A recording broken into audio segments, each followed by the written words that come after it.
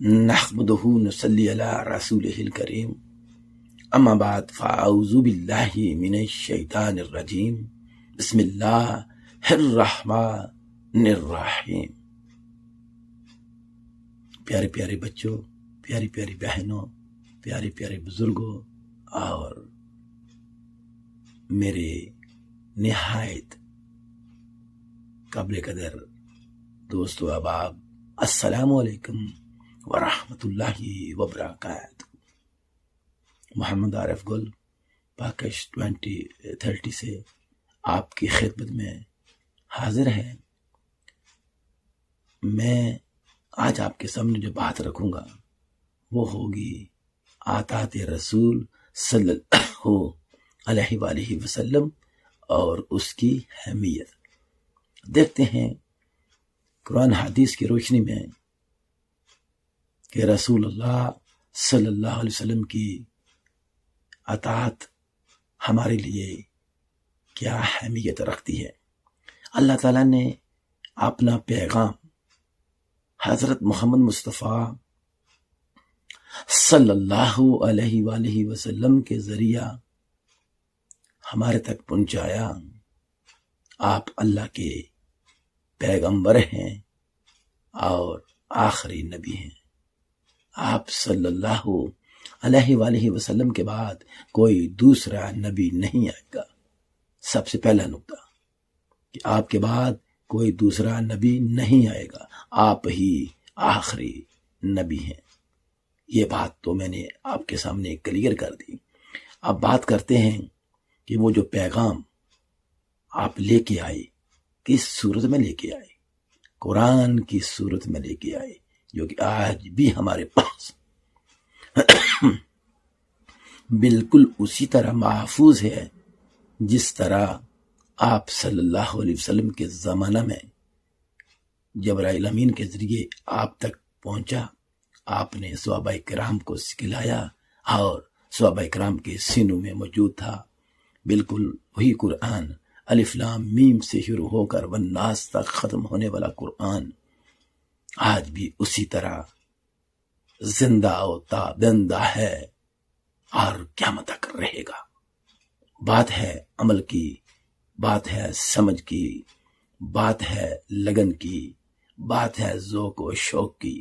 اگر آج میں اور آپ بھی اس کو اسی انداز سے ذوق و شوق سے پڑھیں گے تو انشاءاللہ تعالی پیغام اللہ اور عطاۃ رسول کا ہمیں اندازہ ہوتا رہے گا اور ہم خوش قسمت ہوں گے انشاءاللہ تعالی۔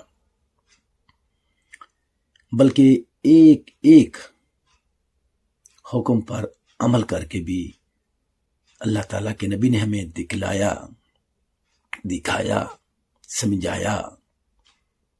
ہمارے خلفائے راشدین کو جس میں بڑے بڑے نام ہیں، اللہ تعالیٰ ان سبھی کو پیارے نبی حضرت محمد مصطفیٰ صلی اللہ علیہ وسلم کے ساتھ بروز قیامت کھڑا کرے اور مقام محمود پہ وہ کھڑے ہوں، نبی علیہ الصلوۃ والسلام اور آپ کے یہ رفقا کار بھی وہاں پہ انشاءاللہ تعالی۔ ہمارے پیارے نبی نے جو کچھ فرمایا اور جو کچھ کہا وہ سب اللہ تعالیٰ کا حکم تھا، اللہ تعالیٰ کی مرضی سے تھا۔ اسی لیے ارشاد ہوا وما ينطق عن الهوى ان هو الا وحی یوحی۔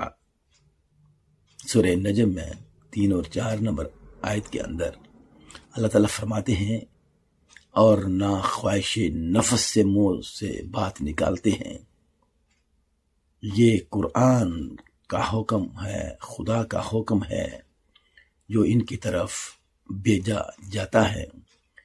اس سے ہمیں اندازہ ہوتا ہے بھائی اور دوستو، بہن اور بزرگوں، ہمیں اندازہ ہوتا ہے کہ آپ صلی اللہ علیہ وآلہ وسلم نے جو کچھ کہا وہ اللہ تعالیٰ کا حکم تھا، اللہ تعالیٰ کی مرضی تھی۔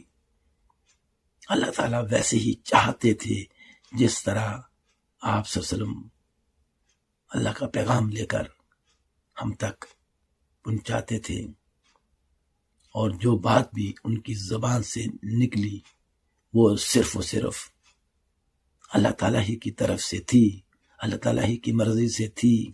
اللہ تعالیٰ نے آپ صلی اللہ علیہ وسلم پر ایسے احکامات نازل فرمائے جو قیامت تک کے لیے ہماری زندگیوں میں ہمیں رہنمائی کے اصول بتاتے رہیں گے، بشرطے کہ ہم اس پہ عمل کر سکیں۔ اسی لیے اطاعت رسول صلی اللہ علیہ وسلم نہایت ضروری ہے۔ اللہ تعالیٰ کا یہ بھی ارشاد ہے کہ اطیعوا اللہ والرسول، العمران آیت نمبر 32 یعنی 32 کے اندر اللہ تعالیٰ ارشاد فرماتے ہیں کہ اللہ اور اس کے رسول کا حکم مانو۔ بھائی اور دوستوں، بہنوں اور بزرگوں اور پیارے پیارے بچوں، کیا میں اور آپ یا ہمارے بڑے یا ہمارے حکمران اللہ کی کتاب کو مانتے ہیں، اس پہ عمل کرتے ہیں، اس کے حکم کی تکمیل کرتے ہیں؟ میں سمجھتا ہوں میرے سمیت سبھی بس ایک عادت کو نبھاتے ہیں، اس کا جو حکم ہے، جس طریقے سے اس کو بجا لانا ہے اور جس طریقے سے ہمارے پیارے نبی نے ہم تک پہنچایا، ہم وہ نہیں ادا کرتے۔